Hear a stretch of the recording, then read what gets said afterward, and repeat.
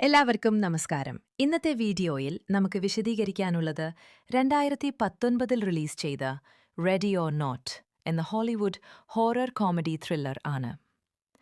ഒരു പെൺകുട്ടിയുടെ വിവാഹരാവ്, ഒരു സമ്പന്ന കുടുംബത്തിന്റെ രഹസ്യപരമായ ഗെയിം, ഒടുവിൽ രക്തച്ചൊരിച്ചിലിൽ കലാശിക്കുന്ന കഥ. ഇതാണ് ഈ സിനിമ. ഗ്രേസ് എന്ന പെൺകുട്ടി ഒരു അനാഥയാണ്. അവൾ അലക്സ് എന്നൊരു സമ്പന്നനായ യുവാവിനെ വിവാഹം കഴിക്കുന്നു. അലക്സിന്റെ കുടുംബം ലെയ്ഡോമസ് ഫാമിലി, ഗെയിംസ് ബിസിനസ് കൊണ്ട് കോടീശ്വരന്മാർ. പക്ഷേ അവിടെ കുടുംബത്തിനൊരു പഴയ പാരമ്പര്യമുണ്ട്.